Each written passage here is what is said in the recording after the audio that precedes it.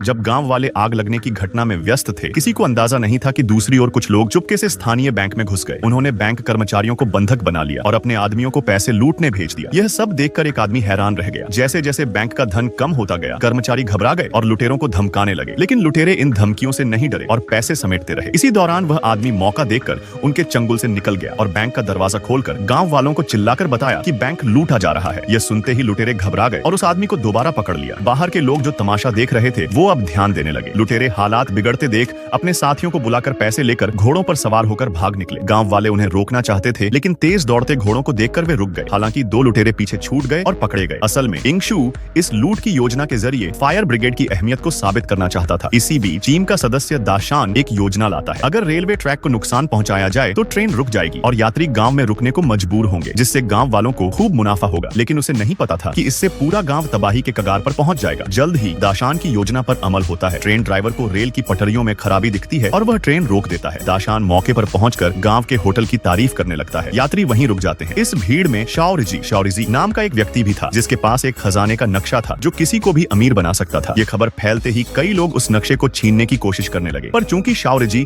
और उसके साथी बहुत ताकतवर थे और ट्रेन में भीड़ ज्यादा थी, कोई उन पर हमला नहीं कर सका। लेकिन दाशान की योजना ने सबको मौका दे दिया। लोग शांति से बसने लगे और फिर अपने अपने जासूस भेजे गए ताकि शाओरिजी की लोकेशन पता चल सके। जैसे ही पता चला, गांव में लड़ाई शुरू हो गई और चारों ओर अफरा तफरी मच गई। जब दाशान इंगशू की तारीफ पाने पहुंचा तो उसने गांव में मची तबाही देखी और दंग रह गया। वो जब कैद खाने पहुंचा तो इंगशू और उसके साथी वहीं बंद मिले। दाशान ने उन्हें तुरंत आजाद किया। बिना कुछ कहे सभी ने अपने खुद के बनाए हथियारों से लैस वाहन में बैठकर गांव की ओर कूच किया। उनमें एक गन माउंटेड गैटलिंग गन भी थी। उन्होंने गांव में पहुंचते ही अंधाधुंध फायरिंग शुरू कर दी। गोलियों की आवाज सुनकर सब सन्न रह गए। 2.5 मिनट बाद गोलियां खत्म हुई और सन्नाटा छा गया। इसके बाद दाशान और उसके साथियों ने सबको काबू में कर लिया और उन्हें एफबीएल को सौंप दिया। खजाने का नक्शा जला दिया गया ताकि कोई लालच में न आए। गांव में फिर से शांति लौट आई और खोई हुई मवेशियां भी वापस मिल गईं।